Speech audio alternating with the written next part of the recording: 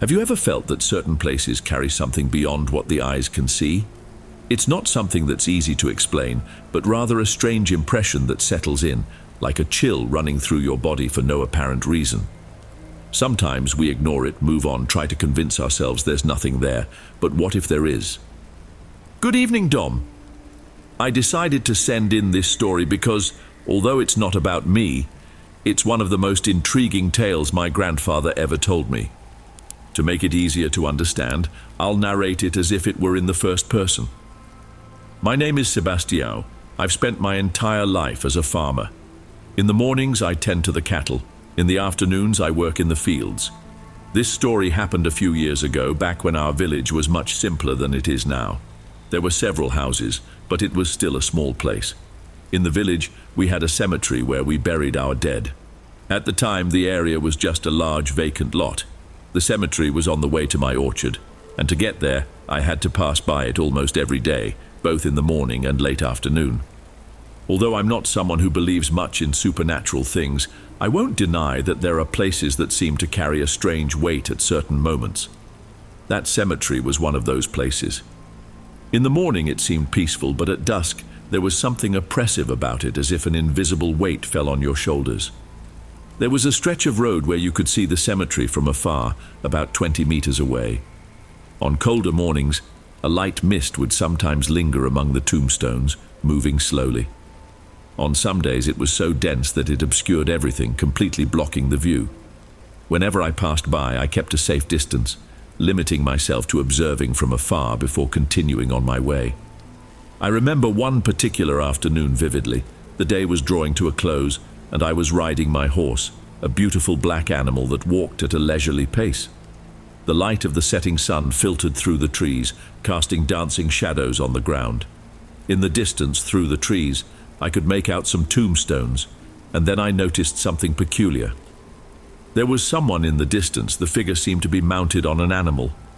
At first I thought it was a horse, but as I looked closer, I realized it was a small, sturdy donkey. The person, apparently a woman, wore a shawl that covered part of her body. I couldn't see her face because of the distance. She was standing at the entrance to the cemetery, motionless on the donkey, looking in my direction. I raised my hand in greeting, but there was no response. As I got closer to the path leading to the cemetery, I was able to notice details of her dress, which was completely black. I assumed she was there visiting a relative's grave. I tried to recall if anyone in the village had recently lost a loved one, but nothing came to mind. I left that silhouette behind as I continued on my route. The whole time she was in my line of sight. She didn't move. When I got home, I shared what I had seen with my wife, thinking she might know who it was. She mentioned the names of a few women from the village, but it seemed any one of them would have responded to my greeting. The figure I saw at the cemetery, however, remained silent. We ended up dropping the subject. A few days later, something similar happened. This time I encountered the woman on the same path I traveled, again riding her donkey. I was coming back from the orchard, riding just behind her. Her animal moved very slowly, and my horse, being faster, soon brought me alongside her. We were on opposite sides of the road. "Good afternoon." The woman remained silent. I wasn't sure if it was the same person I had seen earlier, but the shawl and dark dress made me think it was. Suddenly my horse began showing signs of unease, as if something was deeply bothering him. Something peculiar caught my attention: her hands. They gripped the reins tightly, extremely pale, almost translucent, with visible bluish veins. Even though I didn't want to press further, I tried to strike up a conversation again. Once more she ignored me, not even turning her face. I decided to get a little closer to try to see her face, but the shawl covered most of it. What I managed to see made me uncomfortable. Her skin was so pale it seemed unnatural, and her expression was unsettling. Her eyelids looked heavy, as if they weighed down her gaze, while her lips bore a faint, almost imperceptible smile that seemed out of place. At that moment a chill ran through me. A strange shiver traveled up my arms, making my hands tingle. My instincts told me something was wrong, but curiosity prevailed. Who was that woman? Her face wasn't familiar to me, yet there was something about it that inspired fear. My horse remained agitated, as if he wanted to get away from that place. When we reached the entrance to the cemetery, her donkey veered off the path and started heading toward the graves. I stopped a bit further ahead, near a bend, and watched as she remained motionless in front of the burial ground. For several minutes she didn't move. Occasionally she would turn her head in my direction, but the shawl still concealed her face. After a few minutes, I decided to leave. The day was already ending, and the darkness brought an even heavier feeling to the place. On another occasion, during a conversation with my friends, I decided to ask if anyone knew who that woman was.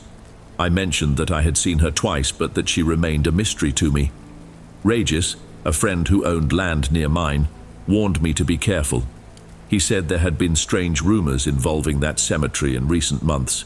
Intrigued, I asked for more details. Regis explained that some villagers had reported seeing a man walking along the roadside. He was always dressed in black, wearing a straw hat and barefoot, with visibly injured feet. He never said anything or lifted his head. Some believed he was the devil himself. I won't lie, that made me uneasy. The woman's behavior on the donkey seemed very similar to what Regis described. He added that one man from the village swore he had been followed by this mysterious figure. I tried to stay calm and not connect it to the woman I had seen, perhaps to avoid believing it might be some kind of spirit. For a while she disappeared. I didn't see her for several days. Then, one evening, while I was still in the orchard, the sun had already set. I stayed late because we were preparing for the watermelon harvest, and there was little left to do. I was checking to make sure everything was in place. After finishing, I mounted my horse and began the long ride back home, about 50 minutes. The daylight had completely faded, and the path was shrouded in darkness. For some reason, I felt uneasy that night. It wasn't the first time I had returned so late, but something felt different. The shadows around me seemed denser, and the journey felt strangely longer. I carried a small flashlight to light the way, but its weak beam barely did the job. I hadn't gone far when I felt a chill on the left side of my neck. My shoulders tensed suddenly. That's when, just ahead, I noticed an indistinct figure, a shadow standing out on the roadside. As I got closer, I recognized the woman. The flashlight illuminated her back partially, highlighting her shawl and dark dress. My heart immediately started racing.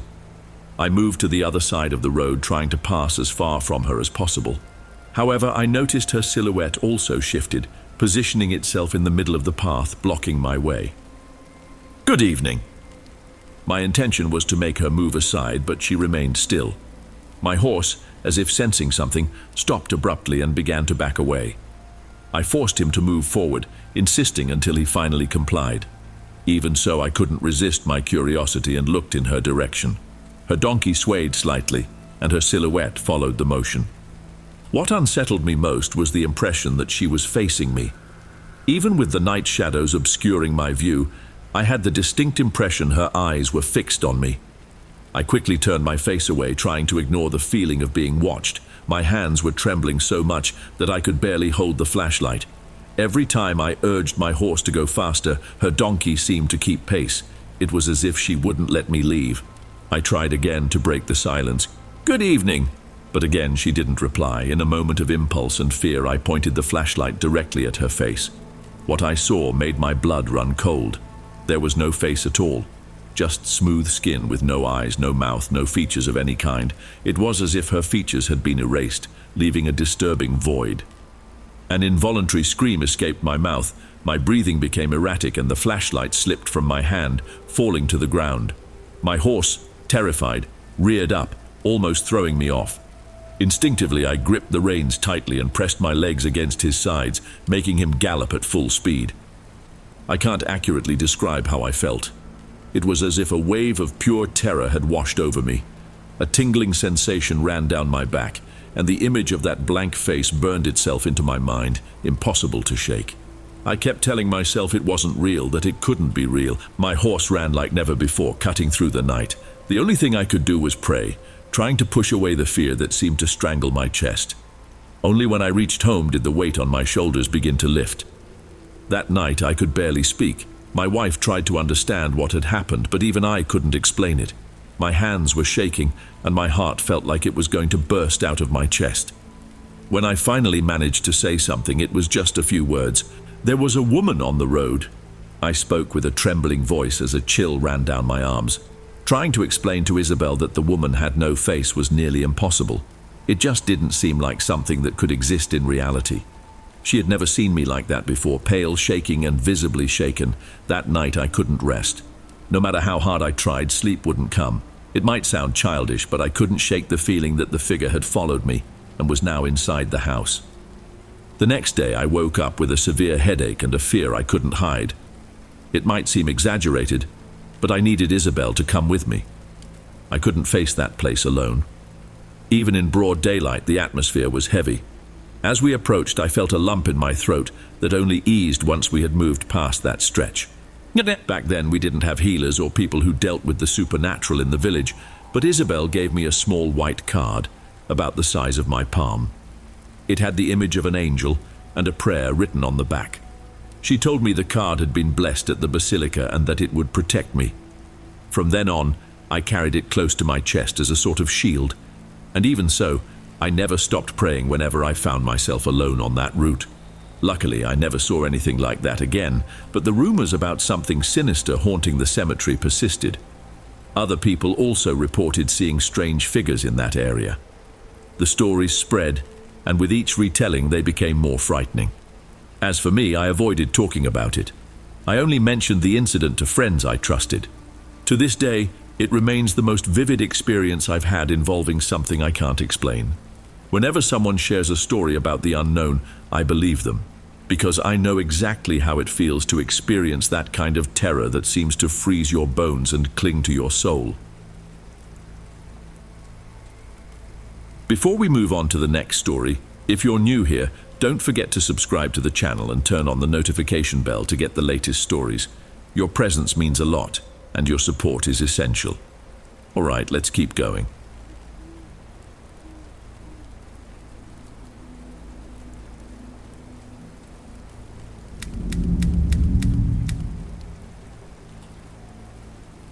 Good evening, Dom. My name is Florencio, and today I want to share an experience from my youth, back when I worked taking care of a cemetery. My job wasn't at night as a watchman, but during the day, ensuring the place was kept orderly and well maintained. The city where I lived was the second most populated in the municipality, and my workday always started at 8 in the morning, officially ending at 8 in the evening, though many times I stayed beyond my scheduled hours. During the day, the cemetery was quite busy, with people visiting their relatives and friends who had passed away. Among my tasks, I would pick up bottles, empty water buckets, organize flowers, prevent people from bringing food, and keep everything in order. It was an old place, the first cemetery in the town, showing clear signs of time and beginning to lack space for new graves. Some graves seemed completely abandoned, while others received fresh flowers frequently, week after week. On my rounds, it was common to see people interacting in very different ways with the memories of their loved ones. Some would sit in silence, others talked at length, some laughed and others cried. It was an emotionally charged environment, with feelings varying depending on the visitor. As I walked through the grounds, I would take the opportunity to collect trash between the tombstones and straighten flowers that had fallen over. One morning, something unusual happened. I remember being on my first round of the day. The cemetery was almost empty, with only a few people around. When I reached the oldest section, a specific grave caught my attention. There was something strange about it. As I got closer, a horrible smell filled the air, so strong it seemed to penetrate my throat and settle in my lungs. It was unbearable. I had to step away, feeling nauseous and covering my nose.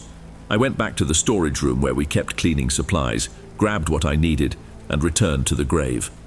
I was irritated, thinking some visitor had caused this mess, and outraged at the thought of someone disrespecting the space so much.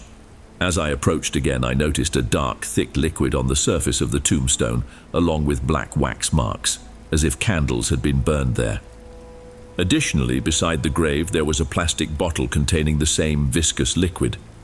I tried cleaning the area by pouring water on it, but the liquid wouldn't come off. I had to scrub it with soap, and inevitably I ended up touching the substance. I spent a long time trying to remove all the marks, but some stains seemed embedded in the stone, impossible to erase. I couldn't stop thinking about it. It was clear the liquid had been deliberately poured, but the reason escaped me. It wasn't something I had any knowledge of, but an idea began to form. What if it was some kind of ritual or spell? Looking at the tombstone, I noticed the name of a boy who had died almost a decade earlier.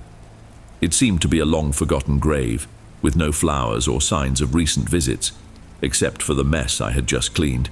It didn't make sense to think someone would perform witchcraft on a deceased boy. I tried to dismiss these thoughts, as I had never taken black magic stories seriously, believing them to be mere superstitions. Even so, the smell lingered in my nose all day. It felt as though it had seeped into me, making it hard to breathe. When I got home, my wife commented that I looked paler than usual.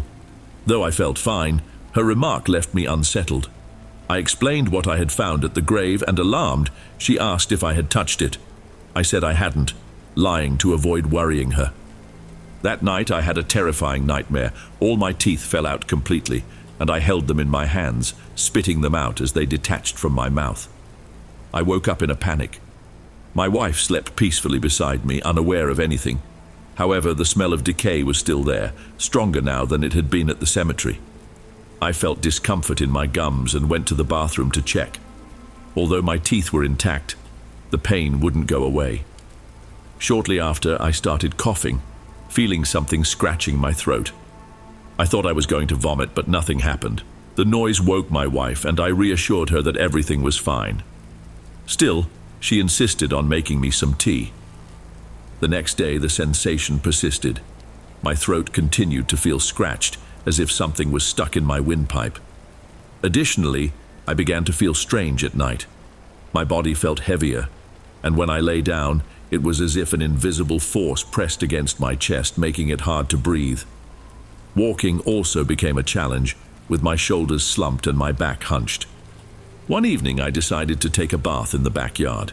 The area was large, filled with plants and trees that my wife lovingly cared for. At the far end, we had a water tank. While I was washing, I heard a sound that resembled a growl. I looked up but saw nothing. The dim backyard light cast unsettling shadows on the walls. The noise returned, louder this time. I glanced around but was alone. A chill ran down my spine, and the cold wind made me shiver slightly. I decided to ignore it, assuming it was just a neighbor's dog. But suddenly the growl came again, this time right next to me. That's when I noticed something among the plants. In the faint light, I could make out the silhouette of an animal. It was a huge dog, standing among the branches, watching me. The dog had dark fur, which looked even more menacing under the weak light of the backyard. Its eyes shone peculiarly, as though all the light in the area was concentrated in them. Its posture was imposing. Its arched back gave the impression it could pounce on me at any moment. It was breathing deeply, baring its teeth in a threatening way. Instinctively, I began to back away. The animal's sudden bark startled me, and then it stepped fully out of the shadows, revealing itself. It was, without a doubt, the largest dog I had ever seen. Its legs were thin, and its extremely curved spine seemed to defy logic. For a moment, I thought it might stand upright like a human. My entire body trembled. I called out to my wife, but there was no response. I shouted louder, but her silence persisted. Feeling that an attack was imminent, I ran inside, shut the backyard door, and, still breathless, told my wife about the enormous dog. She looked at me confused, went to the window and peeked outside. There was nothing there. The yard was empty, with only the usual night sounds filling the space. Still, I described the animal in as much detail as possible, trying to justify my fear. Unconvinced, she opened the door again, but found nothing. Only the wind and the rustling of plants broke the silence. The image of that dog haunted me. The more I thought about it, the more grotesque the memory became, as if its appearance was distorting in my mind. A few days later, my throat hurt so much it was unbearable, and the smell of rot seemed to follow me wherever I went, at home, in the cemetery, when I woke up, and before I went to sleep. It was a constant torment. Believing it was all related to the boy's grave, I returned to the cemetery. The dark stains were still there, etched into the tombstone like scars in the stone. The boy's name remained etched in my memory. I asked the night watchman if he knew anything about the grave, but he had no information. I decided to bring the matter to my superiors, trying to learn more about who the child buried there was. I hadn't worried before because it seemed insignificant, but now the smell and the events made me think otherwise. I discovered that the boy was the son of a family that no longer lived in town. The relatives had moved away long ago, perhaps to the United States. That's why the grave remained neglected. There was nothing more to investigate. The second time I saw the dog, it appeared in my bedroom. It was the middle of the night, and I woke up to the sound of a growl very close by. When I opened my eyes and turned my head slightly, I saw it there beside my bed. Its snout was less than a meter from me, and the horrible smell that had been haunting me seemed to emanate directly from its teeth. I let out a scream of pure terror. My wife woke up startled, quickly got up and asked me what was going on. I pointed to the dog, but the room was empty, the door locked. The impossibility of it left me terrified. I felt as if I were losing my grip on sanity. I started coughing uncontrollably, the pain in my throat feeling like it was tearing me apart from the inside. Through sobs and tears, I was overwhelmed by a sense of helplessness. The next morning, my wife, concerned, insisted on taking me to a healer. She believed I had picked something up when I cleaned the boy's grave. To reassure her, I agreed. The healer touched my hands and forehead gently, making gestures in the air as she passed her fingers over my skin. In a calm voice, she asked me to close my eyes and breathe deeply. Gradually, sleep overcame me. The healer said there was something wrong with me, but the situation was unusual. According to her, it was black magic, but the original target wasn't me. It was a younger man, but somehow that energy had connected to me. I immediately remembered the dark substance on the grave. She explained that multiple sessions would be necessary to rid me of it because the witchcraft was affecting both my body and mind. Even though it wasn't aimed at me, it was still causing harm, albeit to a lesser extent.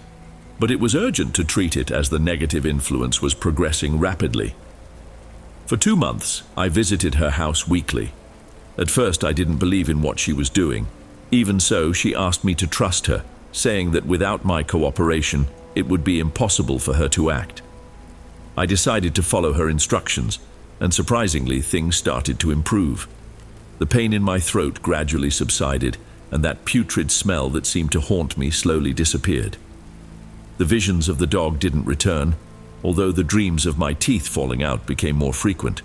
Over time, thank God, I recovered. My skin regained its usual color, and the oppressive sensation in my chest finally vanished. Even so, I never discovered who that witchcraft was truly intended for. I have many questions that remain unanswered, but perhaps it's better that way. I don't want to delve into it or think about the possibility of encountering that terrifying creature again. Just remembering it sends a chill down my spine. Today I believe that black magic and witchcraft are real.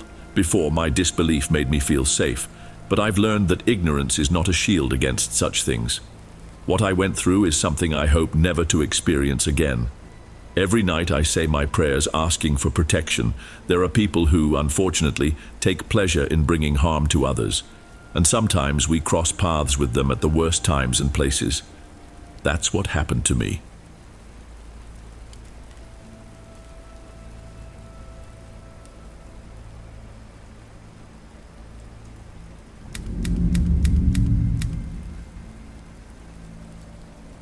I will share my experience, which involves unusual stories from my time working at a pet funeral home, something uncommon in Mexico. For personal reasons, I prefer to remain anonymous. My journey began during the COVID-19 pandemic when I took on the role of a driver. My job was to pick up pets from clients' homes or transport them to veterinary clinics. At first, it was a huge challenge, as one of the job requirements was to have pets at home, which made everything even harder to deal with emotionally. One night, while driving a seat, I passed by a cemetery. That's when the car's dashboard sent out an alert indicating that the passenger seatbelt was unfastened. It might have seemed like someone was with me, but the truth is, I always worked alone. At that moment, the only ones with me were 2 dogs and a cat I had picked up. I looked for a safe, well-lit place to park and used a scanner to check the car. Everything appeared to be in order. I continued my trip, but the alert went off again as soon as I restarted the vehicle. I tried everything, hitting the passenger seat, adjusting it, turning the car off and on multiple times, but the alert persisted. With no other option, I decided to speak. Good evening. Whoever you are, I'm sorry for what happened. Perhaps you're seeking company or have something unresolved, but unfortunately I can't help. I work at a pet funeral home and am on my way to the crematorium. If you'd like to join us, you're welcome, but if this isn't your place, feel free to leave. I wish you peace on your journey. You won't believe it, but at the next traffic light, the music started playing on its own, and the alarm stopped. I had to pull over again to gather myself before continuing. The following month, something even stranger happened in the same car. I started hearing noises from the dashboard near the glove compartment, like the sound of a marble dropping and bouncing. Once again, I tried all possible tests, parking, turning the car off and on, but nothing explained what was happening. Since it was almost time to go home, I ignored it and simply reported it to my boss. The noises continued throughout the week until, on a Sunday, while on a job, my then-girlfriend called asking for a ride. We made plans, and as soon as she got in the car, the knocking sound started again. She, being a spiritualist and practicing Wicca, calmly said it wasn't something to worry about. She suggested it might be the spirit of a lost animal that couldn't move on, possibly due to me constantly transporting ashes. With calmness, she took a small vial of scented oil from her bag, spread a bit on her hands, and placed them on the dashboard. Without her saying anything, I felt compelled to turn off the music. She began to recite something, perhaps a prayer or chant, in a language I couldn't identify. This went on for 5 to 10 minutes. Suddenly the car radio turned on by itself. She moved her hands away from the dashboard, visibly emotional, her eyes slightly teary, and told me she was finished. "There were more than I thought," she said. Another memorable experience occurred after I was promoted to cremation technician, where I began operating the cremation furnace. One day, around noon, I was waiting for the cremation of a large dog to finish, perhaps a Belgian or German shepherd. I only remember it was a shepherd. All animals followed a queue, cremated in the order they arrived, and out of respect, I always covered them with a white sheet. While waiting, I took the opportunity to do some gardening. Then, in a moment with absolutely no wind, the doors connecting the crematorium to the courtyard slammed shut with great force. The noise startled me. When I went to check, I saw that the sheets covering the animals and the papers with their names were scattered on the floor, as if someone had thrown them there. The strangest part? My food, which I had left in a secure spot, was also on the ground. I rearranged everything. Fortunately, the procedure included photographs, so I was able to identify each pet by its corresponding name. Although these aren't terrifying or extraordinary stories, they were unique experiences I had while working there, and today I work in a completely different field. In my last months at the funeral home, I had to be hospitalized due to a severe infection. Fortunately, the doctors were amazing, and I fully recovered without any lasting effects. I send a big hug to everyone listening to this story. Whatever challenges you face, know that you're capable of overcoming them. If you're enjoying the stories, don't forget to leave a like. It really makes a difference. Okay, let's continue.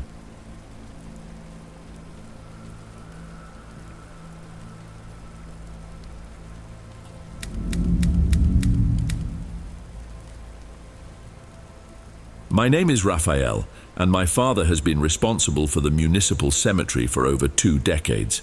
Since I was a child, I would accompany him in his tasks, even though I was not directly involved in caring for the place. Over time, the cemetery became an integral part of my routine. At the beginning of this year, disturbing events began to shake the calm of the town. Graves were being desecrated. My father came across this one morning when he arrived at the cemetery and found 3 open tombs. The most puzzling part was that no valuable objects had been stolen, only the bodies had been disturbed. People started speculating that witches might be using the remains for rituals. It was something unheard of here. Our town is very small and peaceful with calm, friendly residents. To deal with the situation, Jonas was hired as a night watchman. Jonas was my childhood friend and one of the people I trusted most. Around 20 years old, he was a calm guy and the father of 2 small children. We used to chat a bit at the beginning of each shift as he always arrived early. One afternoon around 6, I went to the cemetery to bring coffee to my father and ran into Jonas. He looked exhausted. with deep dark circles under his eyes and visibly restless. He told me that for 5 consecutive nights he had been hearing the sound of shovels digging in different parts of the cemetery. The strangest thing was that each night the noise came from a different spot. The first time he heard the sounds, Jonas went to check right away. However, when he reached the area where he thought the noise was coming from, he found no one. The soil, however, had been disturbed. He explained that the noises always began in the middle of the night. This went on for 5 nights, with him investigating the sounds but never finding the culprit. After a few days, the strange events stopped, and it seemed like things would return to normal. Jonas seemed more relaxed, but then something unbelievable happened. The last time I saw Jonas was about a month ago. That morning I arrived early at the cemetery at my father's request to pick up some things and noticed something was wrong. The small guardhouse where Jonas stayed was open. His jacket was draped over the back of the chair, the thermos cup of coffee was still warm on the table, and both his phone and keys were there, as if he had just stepped out for a moment and would be back shortly. However, there was no sign of him anywhere. I became alarmed when I realized he hadn't left any note or clue as to where he might have gone. I asked my father if he had seen Jonas, but he said no. It was all very strange since Jonas never left his belongings like that. I searched everywhere, and as the day went by, we found nothing. In the end, we decided to call the police and report him missing. Days passed without any news. Jonas's family was in despair, calling daily for updates. The police had no concrete answers and even suggested that he might have left on his own, but that made no sense. Why would he abandon all his belongings there? Besides, his car was still parked in front of the cemetery, untouched, and showing no signs of recent use. Later, I spoke with Jonas's mother, and she confided that the police weren't helping at all. It seemed like they had already given up on the case, which only added to her anguish. There was no sign of progress in the investigation, which made her even more distressed. I've been thinking a lot about what could be happening. At the beginning, I mentioned that our town had always been peaceful and never drew much attention. But what if what's happening in the cemetery has nothing to do with witches? What if it's the work of something far more real? Organized crime. We know nearby towns have started reporting stories involving those kinds of people, and maybe they've reached us too. What if Jonas saw something he wasn't supposed to or got too involved in something that upset these people? Maybe that's why they took him. Moreover, it's not unheard of for those kinds of people to be involved in macabre practices. Who's to say the bones weren't being stolen for something like that? The truth is, I can't come to any conclusions. The situation is becoming increasingly terrifying. My father, for now, has decided not to get involved any further. He simply ignores what happens there and lets people do whatever they want in the cemetery. I know it's wrong, but how can anyone stand up to those kinds of people? And if it's something supernatural, how would you even fight that? Either way, we're in an impossible situation. Now, all I can do is wait and hope that Jonas is still alive. We're all extremely worried about him.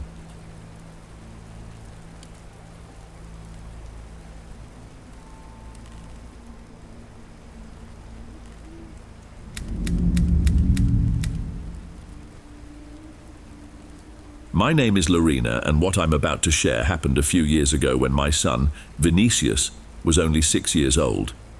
He was always a calm, obedient, and rather curious boy, which, to be honest, was pretty typical for his age. Everything started to change after a visit we made to the cemetery. At the time, my grandmother had passed away just a few months earlier. She had been very close to me, and her passing left an enormous void. When I went there, I liked to talk to her, just as I did when she was still alive, telling her about my day or venting about my worries.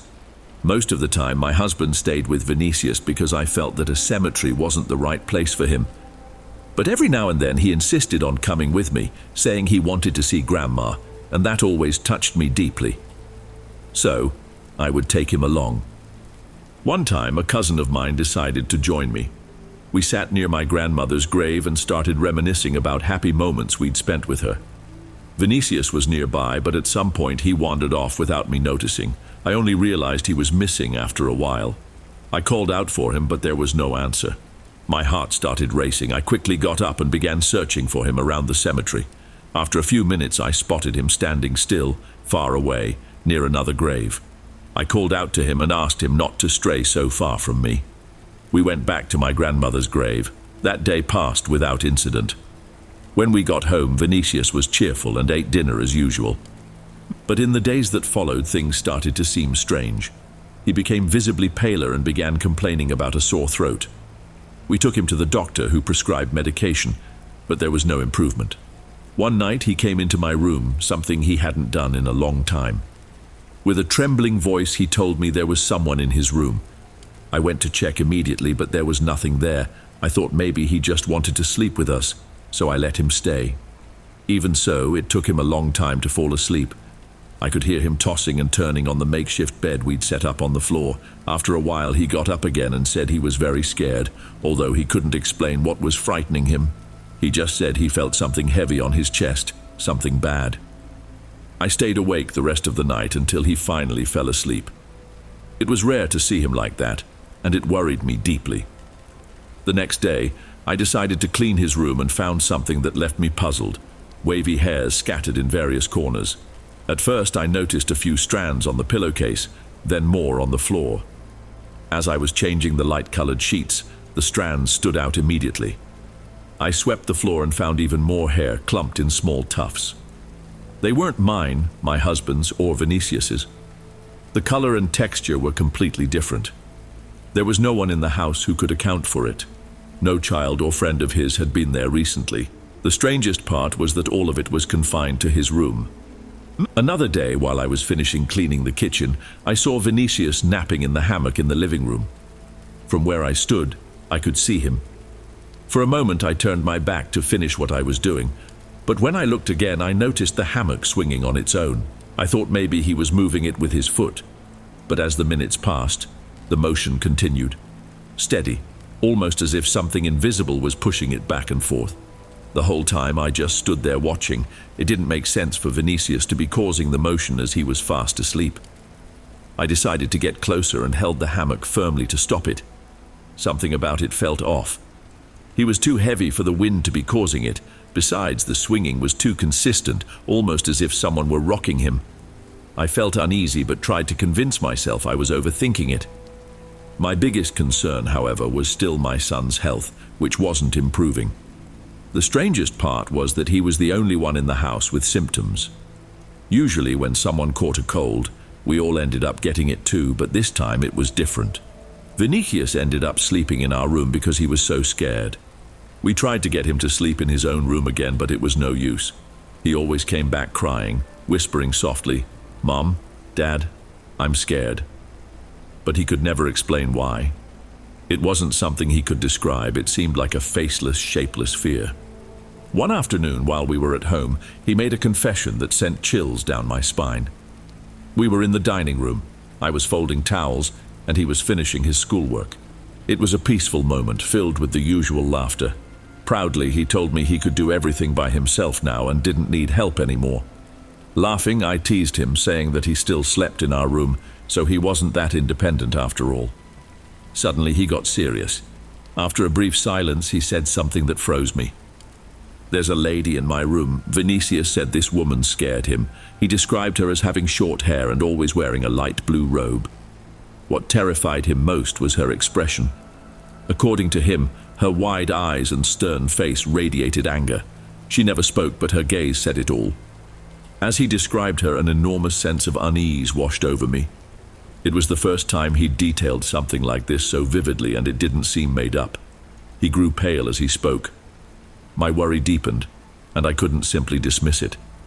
I thought about it for the rest of the day. That night, I talked to my husband about what Vinicius had said. He was unsettled, but thought it was just the boy's imagination, possibly a way to avoid sleeping alone. He mentioned how, as a child, he had been terrified of the dark and sometimes cried, believing he saw things in the shadows. He thought Vinicius would outgrow it over time, but I wasn't convinced. Something felt off. That night, I went into my son's room and sprinkled holy water everywhere, on the bed, the furniture, and every corner of the room. I said a prayer asking for peace and tranquility. Even so, I couldn't shake off a lingering sense of discomfort, like a constant weight on my shoulders. A few days later, I was home alone. Vinicius was at school and my husband was at work. I took the time to clean the house, and when I finished, I decided to lie down on the couch to rest. From where I was, I could see into my son's room since the door was open. From there, I could see part of the bed and the floor, lit by the light coming from outside. While watching TV, something caught my attention, a subtle movement coming from his room. Looking closer, it seemed like there was a shadow under the bed. I froze, watching. It was moving, and it wasn't my imagination. My heart raced. I was home alone. It looked like a woman was there, her hair covering her neck. She was facing away, and her bony frame was clearly visible under her pale skin. My whole body shivered. The figure appeared to be trembling, moving in a strange, jerky way. Nervously, I stood up slowly, trying not to make any noise. I stood still, unable to muster the courage to look again. Fear gripped me, and I didn't know what to do. Taking a deep breath, I crouched down and looked under the bed again. This time, there was nothing there. She was gone. Instead of feeling relieved, I felt even more tense. I immediately called my husband, describing everything. He seemed skeptical, but I insisted. There was no way it was just my imagination. The image of that trembling, hunched woman with pale, emaciated skin was clear in my mind. My husband suggested it might have been someone breaking into the house, but I knew that wasn't the case. The feeling was different, as though the place was charged with a strange energy. I grabbed the phone and asked him to stay on the line while I went back into the room. I opened all the windows, letting light flood every corner, and checked under the bed again. Nothing. At that moment, Vinicius's words came to mind. He had mentioned a woman who scared him. I didn't see the figure's face, but deep down, I felt it was the same one. I asked my husband to avoid bringing up the topic in front of our son, to avoid making his fear worse. He still thought I was exhausted and that it was all a delusion, but I knew what I had seen. A few days later, I confided in my cousin. She suggested we visit a healer in a nearby village, a man known for helping with such cases. I agreed, and she came with me. We went in the late afternoon as soon as Vinicius came home from school. I told the healer everything that had been happening, and he asked to speak with me alone. He said my son was carrying something that didn't belong to him, a strange energy that had attached itself to him. I felt uneasy at his words. Then he asked if we had recently visited a cemetery. I said yes, since I often visited my grandmother's grave and sometimes took Vinicius with me. The healer explained that cemeteries are full of bodies at rest, but also filled with malevolent energies. He said bringing children to such places was spiritually risky because they are more vulnerable. At that moment, I remembered the last time I went to the cemetery with my cousin. Vinicius had wandered off for several minutes. It was possible that something bad had followed him back home. He suggested that Vinicius might have touched something on a grave and provoked the anger of a spirit, or perhaps a low astral being was trying to use his purity to escape the cemetery. Shortly after, the healer called Vinicius and began brushing some herbs over his body. My son laughed, saying it tickled, while I tried to process everything I had just heard. When we got home, Vinicius slept more peacefully than he had in a long time. He lay down on the living room couch and stayed there for hours, calm and serene. The healer had given me a handful of dried leaves mixed with other herbs, instructing me to burn them in a container in my son's room and spread the smoke throughout the house. I followed his directions exactly. Over the following days, the atmosphere in the house felt lighter. I won't deny that I was still scared at first, afraid that woman might reappear. But she didn't. It was as if she had vanished into thin air. Even so, the image of that shadow under the bed, her bony frame, pale skin, and trembling movements, still haunts me to this day. I never found out how she came into our home, and honestly, I don't want to know. All I cared about was that she was gone. One afternoon, I asked Vinicius if he had taken anything from the cemetery. He assured me he hadn't. From that day on, I never took him with me again, even when he begged, saying he wanted to visit his grandmother. I explained that he could talk to her before bed, imagining her face as he spoke to her in his thoughts. It was the only time in my life I witnessed something like that in our home. Thankfully, nothing similar ever happened again. I have deep respect for the paranormal and everything that surrounds it. I believe there's something beyond, a universe unknown to us, but I don't want to seek answers. For me, the important thing is that the presence is gone.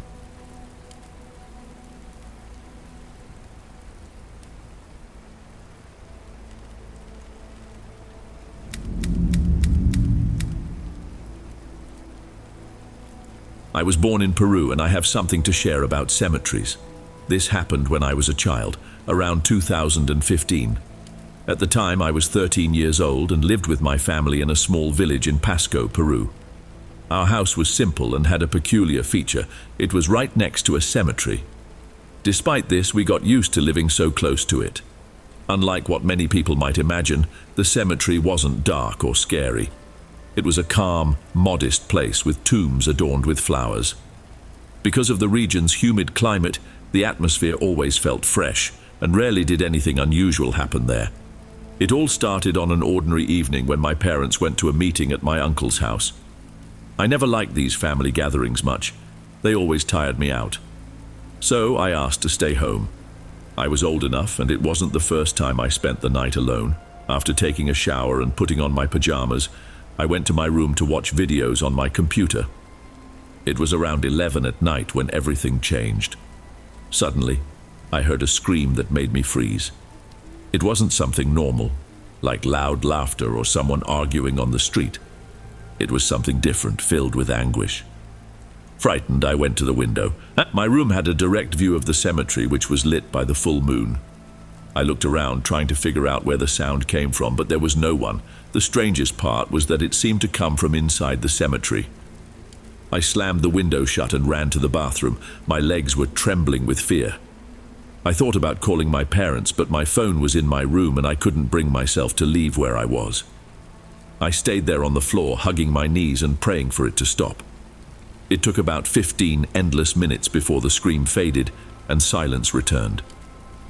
Carefully, I left the bathroom and looked out the window again.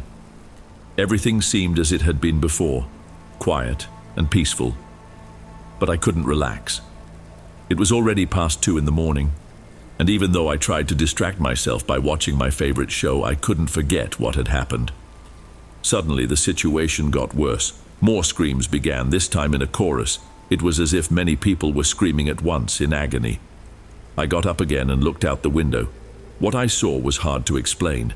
In one part of the cemetery, something seemed to be on fire. But it wasn't a normal fire. It seemed to come from within the graves. Among the flames, dark and distorted shapes appeared. Shadows twisted, emitting terrifying screams, moving in ways that seemed impossible. I stood frozen, unable to process what I was seeing. When I finally managed to move, I grabbed my phone and locked myself in the bathroom, where I called my parents, crying and begging them to come home quickly. 5 minutes later, silence fell once more. When my parents arrived a few minutes later, everything seemed normal again. I told them everything that had happened, but they didn't take me seriously. They said I was probably exhausted, that my mind must have played a trick on me, or maybe I had dozed off while watching TV. But I know what I saw. I wasn't sleeping, and it wasn't my imagination. It really happened.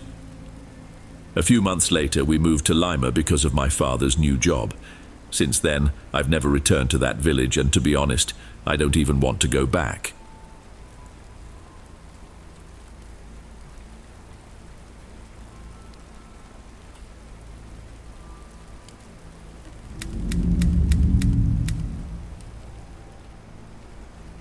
Good evening, Dom.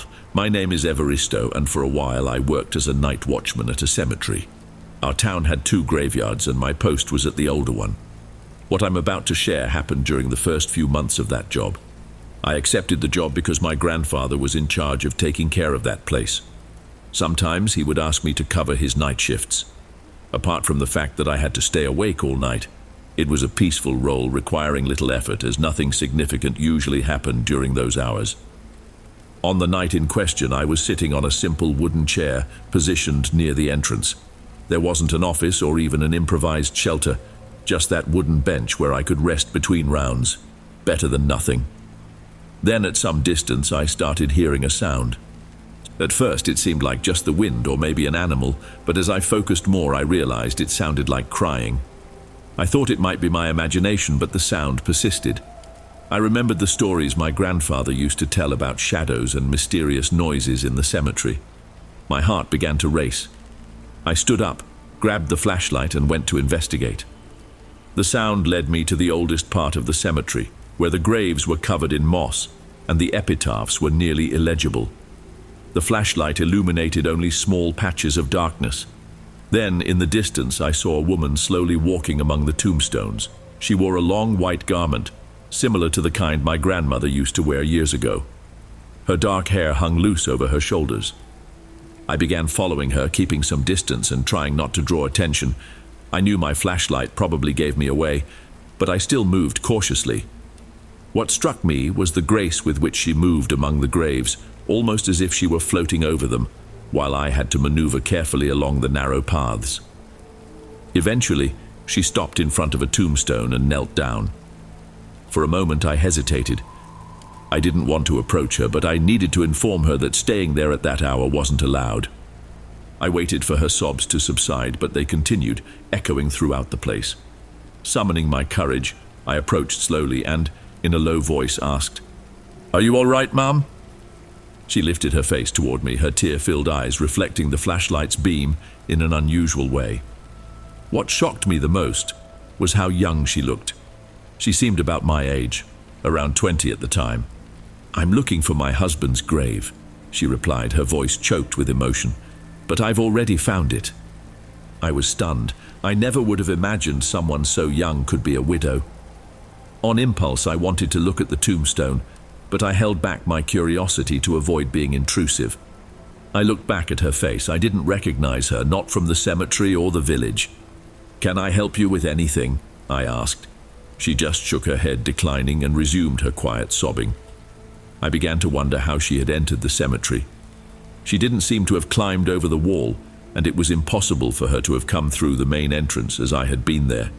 A chill ran down my spine, like a cold breeze brushing past me. I stayed there for a few more moments, but eventually returned to the entrance. Even from afar, I could still hear her cries until they faded into the wind. When I did my second round, she was no longer there. It was as if the ground had swallowed her presence.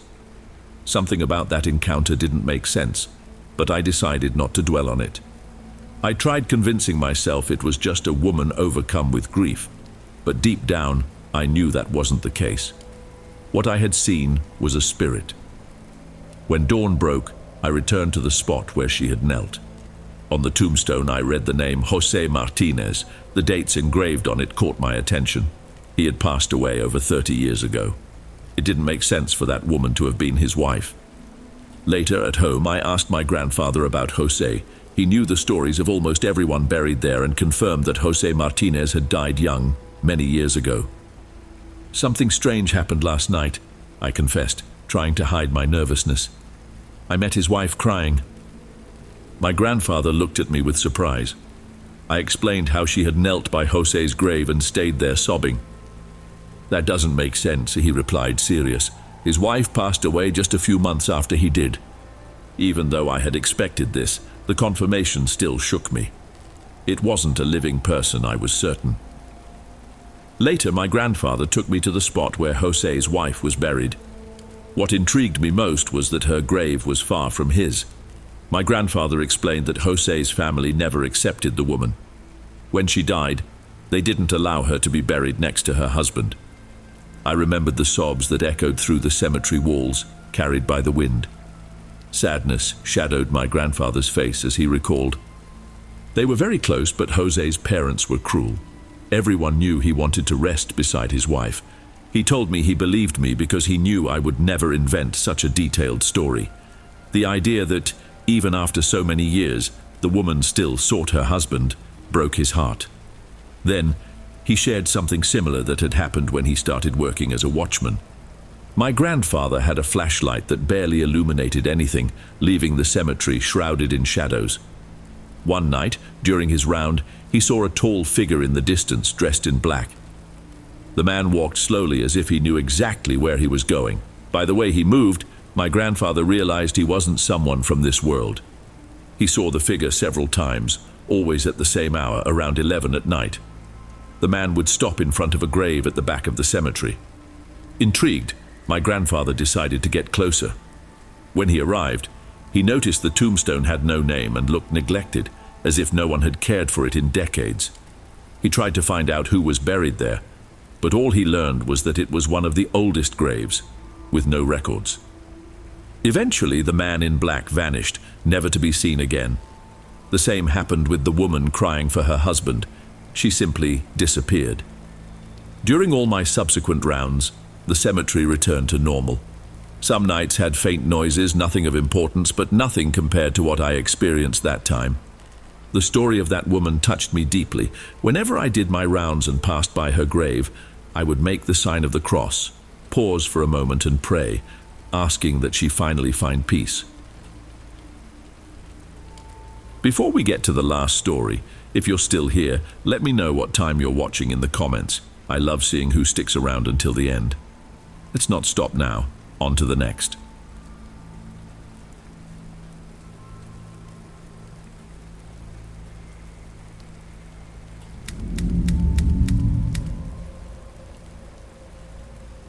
This story was shared by my father and is about a close friend of his, Geraldo, who started working as a night guard at the city cemetery.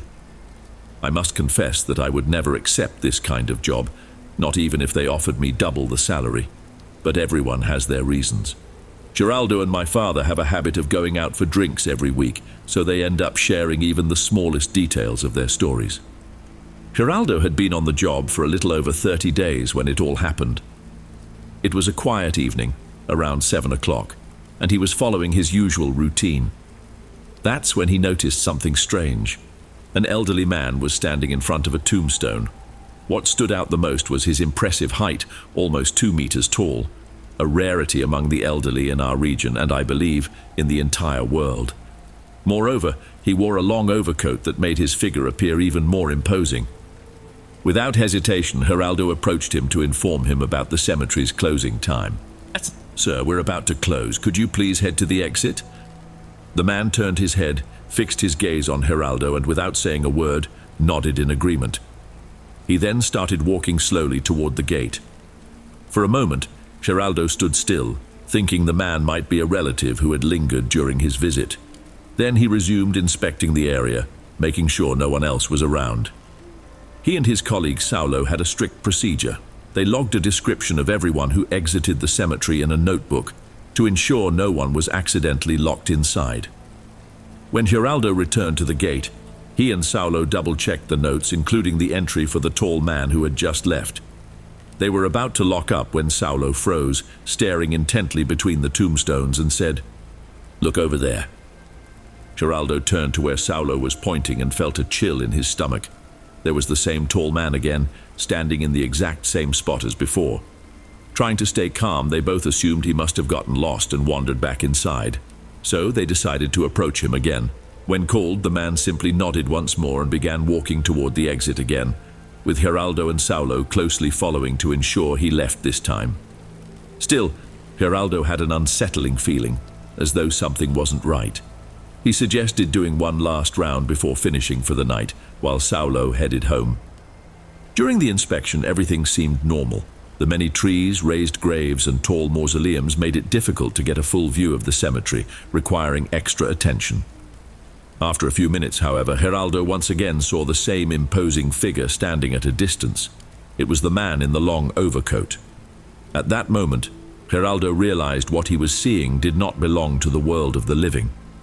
Without looking back, Geraldo decided not to confront the apparition. He simply turned around and made his way as quickly as he could toward the gate, all the while feeling the unsettling sensation of being watched. Geraldo chose not to run. He feared that the sound of hurried footsteps might draw the thing's attention to him. He walked at a steady but silent pace until he reached the entrance. Once there, he turned the key to lock the gate and left, refusing to look back even for a second. The next day he told Saulo everything. The two of them returned to the spot where they had seen the tall man, thoroughly searching every corner of the area. However, they found nothing unusual. Later, I asked my father to find out from Geraldo if he had ever encountered that mysterious figure again. According to what he said, he never saw it again. After that incident, nothing strange ever happened at the cemetery again. Hey everyone, thanks for listening. Click the notification bell to stay updated on all future narrations. I post new videos here every day. I hope to see you in the next one. On the screen now, I'm leaving 2 other great videos I know you'll enjoy. See you there.